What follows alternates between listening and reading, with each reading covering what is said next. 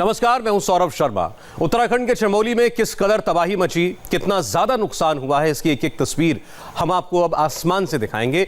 Helicopter से देखिए गुनिका अरोड़ा की इस एक्सक्लूसिव रिपोर्ट। चमोली में जिस तरह की तबाही हुई है उसके बाद अब अलग अलग इलाके जो कि दूसरे इलाकों से कट गए हैं, कनेक्टिविटी कट गई है, राशन नहीं पहुंच पा रहा है, वहां तक अब कुछ इस तरीके से मदद भेजी जा रही है। चॉपर्स के जरिए यहाँ पर मदद इस तरीके से भेजी जा रही है, फूड पैकेट भेजे जा रहे हैं। जो लोग जिस क्षेत्र में फंस गए हैं उन्हें उनके गाँव में भेजा जा रहा है और इस वक्त ये फूड पैकेट जो है वो लाता जा रहे हैं। ये देखिए तमाम फूड पैकेट यहाँ पर रखे जा रहे हैं, लाता में इनको भेजा जा रहा है।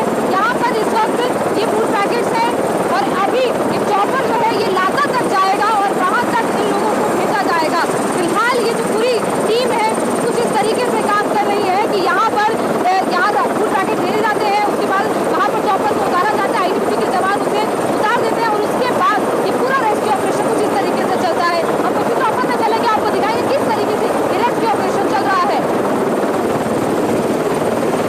हम इस वक्त तपोवन से लाता जाने के लिए, यानी कि उस जगह, वो गांव जो कि बाकी दूसरे गांव से डिस्कनेक्ट हो चुका है क्योंकि जो पुल बना हुआ था ऋषि गंगा पुल वो पूरे तरीके से ध्वस्त हो गया है और इसीलिए अब उन गांव तक किस तरीके से मदद पहुंचाई जा रही है, किस तरीके से पूरा रेस्क्यू किया जा रहा है, वो तस्वीर हम आपको दिखाएंगे। लेकिन उसके साथ साथ ये भी दिखाएंगे कि इस वक्त कितनी तबाही यहाँ पूरे इलाके में मची है क्योंकि जिस तरीके से ऋषि गंगा डैम पूरी तरीके से ध्वस्त हुआ, ग्लेशियर टूटने के बाद उसके बाद एनटीपीसी का जो डैम बन रहा था, जो पावर प्लांट बन रहा था, वहां जिस तरीके से तबाही हुई, वो सारी तबाही हम आपको धीरे धीरे तस्वीरों के जरिए दिखाएंगे। और ये पूरा नजारा हम आपको एक चॉपर के जरिए दिखा रहे हैं, वो चॉपर जो कि लोगों की मदद के लिए अलग अलग इलाकों में जा रहा है, राशन डिस्ट्रीब्यूट करने के लिए, लोगों को रेस्क्यू करने के लिए। और इस वक्त हम तपोवन इलाके के ऊपर से निकल रहे हैं चॉपर के जरिए और यहाँ से आपको तस्वीरें दिखा रहे हैं। यहाँ पर आपको नीचे जो भी नदी दिखाई देगी, दरअसल ये धौली गंगा नदी है,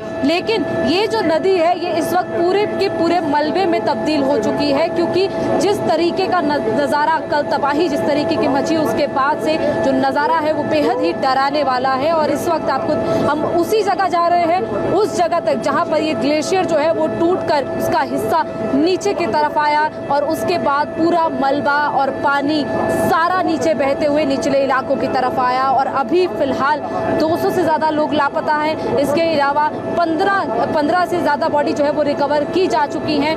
15 लोगों की मौत की फिलहाल पुष्टि हो चुकी है और लगातार बॉडीज की रिकवरी हो रही है अलग अलग इलाकों में क्योंकि सर्च ऑपरेशन भी किया जा रहा है। जिस तरीके से रिवर बैंक पर बॉडीज जो है वो बहती हुई गई है, ऐसे में अलग अलग अब जगह पर सर्च ऑपरेशन किया जा रहा है। उस सर्च ऑपरेशन के जरिए ये पता लगाया जा रहा है कि आखिर अगर कोई बॉडी जो है वो नीचे बहती हुई आई है तो उन बॉडीज की भी रिकवरी हो और उसके बाद उन लोगों को, उस बॉडीज को भी बाद में अस्पताल की तरफ भेजा जा सके। लेकिन अभी फिलहाल आपको हम तपोवन के ऊपर का नज़ारा दिखा रहे हैं। ये तपोवन के ऊपर से इस वक्त ये चॉपर निकल रहा है। ये वो चॉपर है जो लगातार सॉर्टी कर रहा है लोगों की मदद के लिए अलग अलग इलाकों में, जहां इलाकों तक कनेक्टिविटी पूरी तरीके से टूट चुकी है क्योंकि पुल ध्वस्त हो चुके हैं, उन इलाकों तक भी ये चॉपर मदद पहुंचा रहा है। जो राशन डिस्ट्रीब्यूट करने का काम है वो यहाँ से किया जा रहा है और यहाँ से राशन नीचे उतार कर उसके बाद उस राशन को लाता में जाकर डिस्ट्रीब्यूट किया जा रहा है। फिलहाल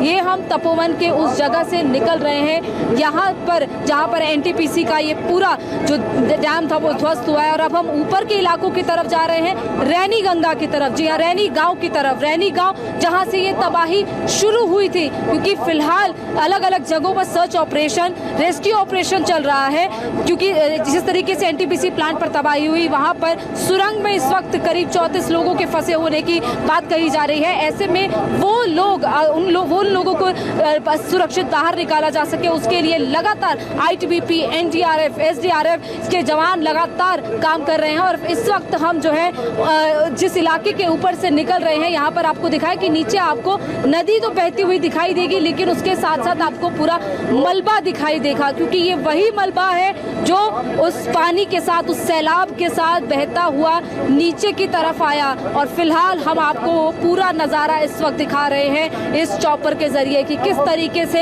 ये पूरा रास्ता जो है ये ऊपर रैनी गंगा की तरफ जाता है, रैनी गांव की तरफ जाता है। रैनी गांव उसके आगे जहां पर ऋषि गंगा डैम परियोजना चल रही थी, जहां वो डैम बना था, वहां से भी 32 लोग लापता हैं। उन लोगों की भी तलाश की जा रही है और लगातार ये सर्च ऑपरेशन अलग अलग इलाकों में चलाया जा रहा है। फिलहाल आपको दिखाएं कि नीचे आपको नदी तो दिखाई देगी, धौली गंगा तो दिखाई देगी, लेकिन इसके साथ साथ आपको सिर्फ और सिर्फ मलबा दिखाई देगा। और ये वही जगह है जहां से ग्लेशियर टूटकर नीचे की तरफ आया। ये देखिए यहाँ पर जो पुल है वो फिलहाल एक स्थायी पुल है, लेकिन जो असल पुल था वो पुल ध्वस्त हो चुका है। ये दरअसल वो पुल था जो कि तपोवन को रैनी गांव से जोड़ता था और इससे क्योंकि अब वो जो है वो जगह ही अब वो पुल ही ध्वस्त हो चुका है, ऐसे में ये पूरा इलाका डिस्कनेक्ट हो चुका है। रैनी गांव, इसके अलावा मलारी, लाता, ये तमाम ऐसे गांव हैं जहां पर इस वक्त लोग गांव में मौजूद हैं, लेकिन वो ना तो वहां से निकल सकते हैं और ना ही उन गाँव में कोई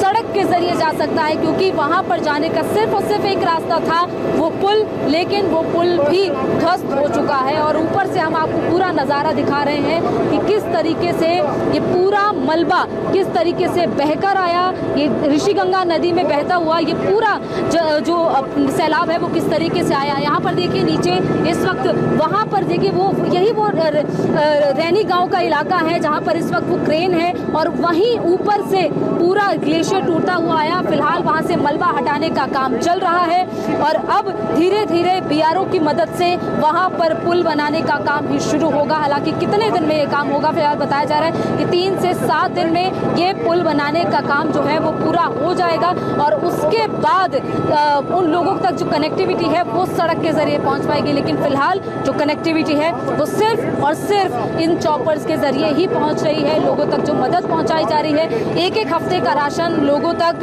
थैली में भर के, चाय पत्ती, चीनी, आटा, चावल, दाल, ये सारी चीज़ें लोगों तक इस चॉपर के जरिए पहुंचाई जा रही है। जहां पर हेलीकॉप्टर लैंड कर सकता है वहां पर लैंड करके ये राशन दिया जा रहा है, लेकिन जहां पर लैंड नहीं कर पा रहा है वहां पर सिर्फ राशन को नीचे ड्रॉप किया जा रहा है। जो लोग वहां पर फंसे हुए हैं उन लोगों को बचाने के लिए चॉपर लगातार सॉर्टी कर रहे हैं और अभी प्रशासन की तरफ से तमाम मदद जो है वो अलग अलग इलाकों में पहुंचाई जा रही है। और ऋषिगंगा इलाके से होते हुए, रैनी गांव इलाके से होते हुए अब हम दोबारा तपोवन की तरफ वापस जा रहे हैं। तपोवन वही जगह है जहां पर एनटीपीसी का पावर प्लांट चल रहा था। एनटीपीसी के पावर प्लांट में सबसे ज़्यादा तबाही हुई है। 121 लोग करीब वहां पर मिसिंग बताए गए हैं और उन लोगों की तलाश की जा रही है, क्योंकि करीब 33 से 34 लोग जो है वो उस टनल में फंसे हुए हैं। वो टनल जिस जगह पर जो बड़ी सी टनल है जहाँ पर इस वक्त रेस्क्यू ऑपरेशन तो चल रहा है, बड़ी सी क्रेन लगाकर पूरा मलबा वहाँ से निकाला जा रहा है, लेकिन फिलहाल अभी उन लोगों का कुछ पता नहीं चल पाया है। उम्मीद की जा रही है कि उन लोगों को सुरक्षित वहाँ से बाहर निकाला जा सके, लेकिन ये पूरा रास्ता जो आप देख रहे हैं ये धौली गंगा नदी है और जिस तरीके से मलबा बहते हुए ऊपर से आया, कई फीट जो है ऊंचाई तक ये मलबा गया। जहाँ से ये ग्लेशियर टूटा वहाँ से करीब 50 से 60 फीट की ऊंचाई तक ये पूरा मलबा गया। हालांकि किसी भी गांव को ज़्यादा नुकसान नहीं पहुंचा है, कनेक्टिविटी ज़रूर टूटी है, लेकिन गांव के जो घर हैं, जो लोग हैं, उनको ज़्यादा नुकसान नहीं पहुंचा है। बताया जा रहा है कि 7 लोकल लोग जो है वो लापता हैं। इसके अलावा 121 लोग तपोवन से और करीब 32 लोग रैनी गांव से लापता हैं। और फिलहाल आपको तस्वीर हम आपको उस जगह की दिखा रहे हैं जहां पर वो डैम था, वो एनटीपीसी का डैम, एनटीपीसी का वो पावर प्लांट जिस पर इस जगह रेस्क्यू ऑपरेशन चल रहा है। वहीं पर इस वक्त आईटीबीपी, एनडीआरएफ, एसडीआरएफ की टीम्स लगातार तैनात की गई हैं और बाकायदा रैकी की जा रही थी हेलीकॉप्टर्स के जरिए। देखा जा रहा था कि सिचुएशन किस तरीके की है। यहाँ से आपको नीचे की तस्वीर दिखाएंगे तो यहीं पर आपको वो एनटीपीसी का वो पावर प्लांट दिखेगा जहाँ पर इस वक्त वो सर्च ऑपरेशन किया जा रहा है कि किस तरीके से।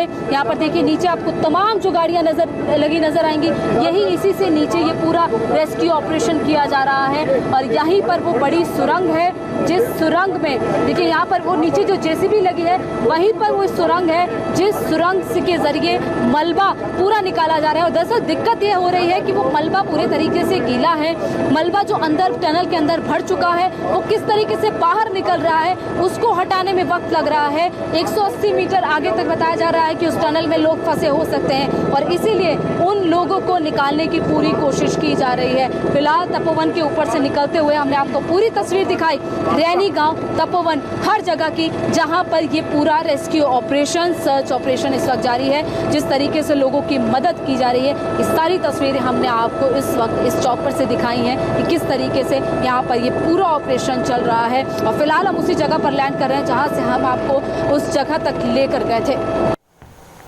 तो आसमान से इस तबाही के निशान आपने देखे।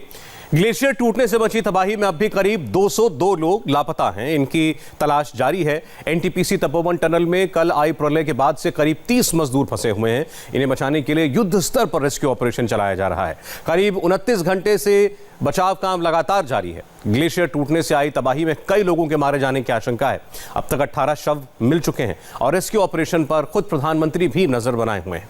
उत्तराखंड के मुख्यमंत्री त्रिवेंद्र सिंह रावत से 4 बार प्रधानमंत्री फोन पर बात कर चुके हैं इस रेस्क्यू ऑपरेशन के बाबत।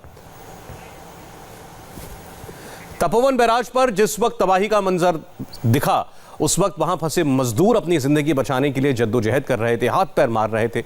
मौत उनके बिल्कुल सामने थी। उसी मौत के अंधेरे में उम्मीद की किरण बनकर आई एक सीढ़ी जिसने करीब 30 से ज्यादा लोगों को एक नई जिंदगी दी। पवन नारा की ये एक्सक्लूसिव रिपोर्ट देखिए और इसमें आपको वो सीढ़ी भी नजर आएगी जो बनी संजीवनी। इस वक्त हम एनटीपीसी के तपोवन बैराज पर हैं। यहां से 35 लोग जिंदा निकल पाने में कामयाब रहे और जिंदा निकले लोगों ने जो घटनाक्रम बताया है वो दिल दहला देने वाला घटनाक्रम है। रविवार का दिन था। 150 मजदूर इस वक्त तलहटी में यहां बैराज के मौजूद थे। रविवार होने की वजह से कंपनी की छुट्टी थी, वरना ये संख्या 300 से ज्यादा होती।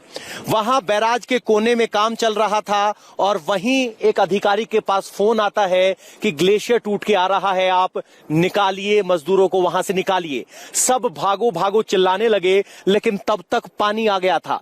चूंकि बैराज के दरवाजे बंद थे और पानी के मलबे को शुरुआत में रोक पाने में कामयाब रहे थे, तो मजदूरों के पास 1.5 मिनट का वक्त था दौड़ने के लिए। सारे मजदूर इसी बैराज से दौड़ते हुए इस तरफ आए और ये बैराज का वो हिस्सा है जहां सीढ़ियां लगी हुई थी और उनको उम्मीद नजर आ रही थी।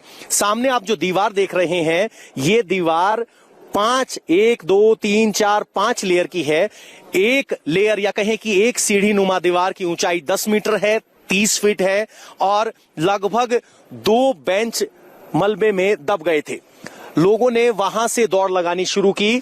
वहां से दौड़ लगाकर वो इसी तलहटी में या कहें कि बैराज में दौड़ लगाने लगे और दौड़ लगाते लगाते इस कोने की तरफ पहुंचे जहां उन्हें एक सीढ़ी दिखाई दे रही थी। जो टूटी हुई सीढ़ी आप अपने स्क्रीन पर देख रहे हैं, यही वो जीवनदायिनी सीढ़ी है। जो इस सीढ़ी पर चढ़ पाया उसे जीवन मिला और जो नहीं चढ़ पाया वो आज लापता है। जैसे ही वो ऊपर चढ़े, लगातार मलबा और गाद बड़ी तेजी गति से ऊपर बढ़ने लगा और भागते हुए वो दूसरी सीढ़ी की तरफ बढ़े। ये दूसरा बेंच था और ये सफेद हो चुकी सीढ़ी इस बात की गवाही दे रही है कि ये 2.5 बेंच तक मलबा आया था। वहां से भागते हुए वो यहां आए और इस बीच चिल्लाने लगे। मजदूरों को भरोसा नहीं था कि वो और इस वक्त सबसे ज्यादा